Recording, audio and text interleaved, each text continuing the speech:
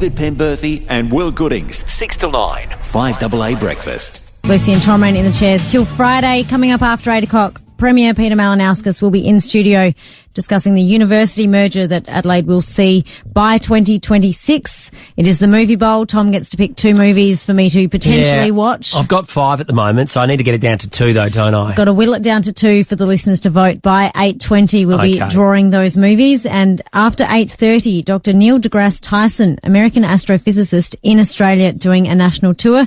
Really looking forward to chatting with him. But now, if you are sitting in bed all warm and you're wondering what to do, jump on the Foodland Supermarkets Facebook and YouTube live stream. We have Dorham Pfeiffer in studio from Triple Creek Winery, based in the Barossa. Good morning, Dorham. Good morning. How are we this morning? Very good. We're excited because not only is it July, it is dry July. Many people choose to give up alcohol or change their routines around alcohol. And you've incredibly given us some wine to drink right now, but safely there's none in it, no alcohol. No, that's the whole plan, is to make up a beautiful substitute wine that has no alcohol, so that instead of giving up wine altogether, you can have an alternate to the alcoholic version. And then, when you'll finish your dry July, you can refresh your palate with some more of the Triple Creek alcoholic wines, if you're interested. Well, and that's a great idea. And the other thing it does do is if you head on perhaps a winery tour, we were just talking off air, and you have a designated driver, you can still partake in the tastings and everything else that's going on and still be a part of it and feel that you're not missing out socially. Yeah, correct.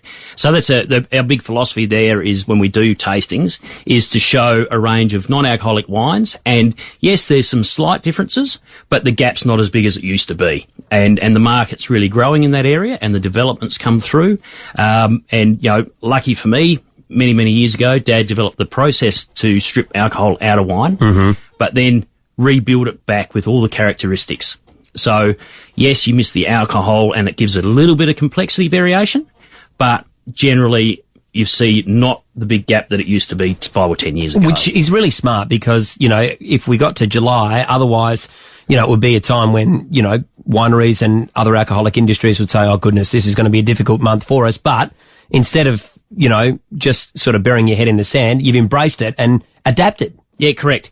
And the whole philosophy is that, instead of going to another beverage that's got no alcohol or to a soft drink, you can continue on your path and have a glass of wine while you're cooking dinner without any alcohol. And you'll be amazed, since putting it out on the market, how it's been embraced, where people are buying several bottles to enjoy during the week when they just want to have a couple of days not drinking alcohol. So gone are the days where I'm not allowed to drink for a health reason or pregnancy or other issue. It's become a lifestyle choice, which is great for the industry, because the industry's going through its ups and downs, as we all see, and this hopefully gives it some consistency. So Triple Creek, Dorham, you're based in Seppeltsfield in the Barossa, beautiful part of the world. What have you brought in today? What have we got here? So what we've got our sparkling, our non-alcoholic sparkling wine, which I'm giving a try right now. You've got one too. Yeah, I got a sparkling. Cheers, Lou. It's 7:40 in the morning. Cheers, mate. Cheers. Yeah, you can hear that. Beautiful. So this is sparkling. It's got a bit of the Chardonnay base and some Colombard in there, and all our non-alcoholic wines are 100% wine. We're not using you see people put indigenous products in there to make it a wine product. These are 100% wine, and to make a good non-alcoholic wine, you've got to start with an alcoholic wine made to a premium level. So the actual cost to create it is higher than making a normal standard wine.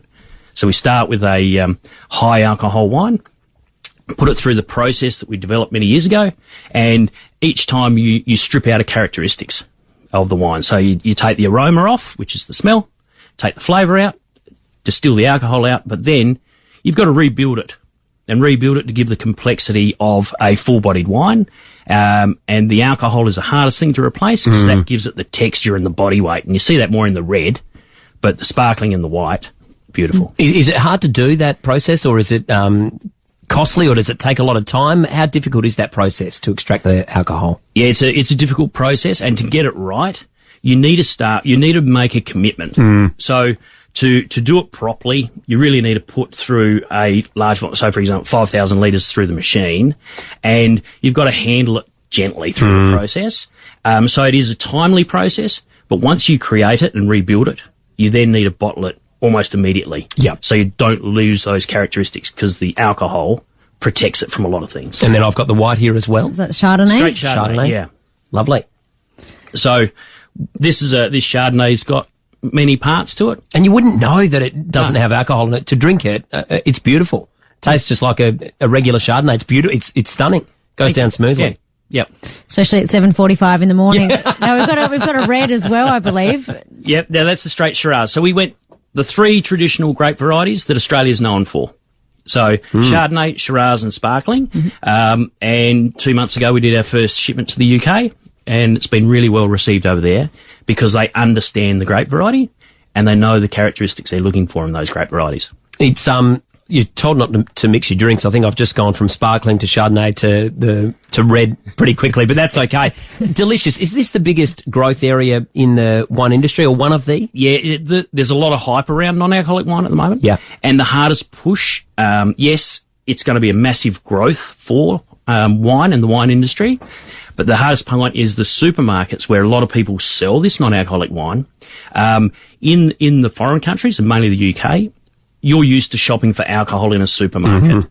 You go to a supermarket in Australia that's not licensed to sell alcohol, and you ask them to buy a bottle for $18 to $20. It's a big spend in the basket. So we've got to change people's mindsets that, we're selling this a lot in the independent bottle shops, liquor stores, and some supermarkets. And we've got a great supporter in A&A Drinks there on Hutt Street that this wine is selling for $24 a bottle in those outlets. So 18 to 24. And people are understanding non-alcoholic wines to be a wine. Like they got beer because it was easy to replicate.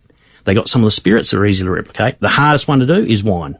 And, it's taken us this period of time to get it nearly right.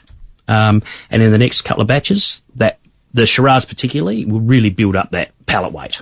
Dorham, what about those that say, I'm not a massive fan of Dry July, I just like a nice bottle in one of the cooler months? What's popular at the moment with the winery for you at the moment? What's just walking out the door? By way of alcoholic wine? Yeah. Yeah, so we pride ourselves, we're doing a Mataro. So our Mataro is in between your Merlot and your big bold Shiraz. And so the Triple Creek wines it's a new brand, and it's next to Antley Farm, and it's in Seppeltsfield. Why do a Shiraz or a Grenache or something that's been going for years?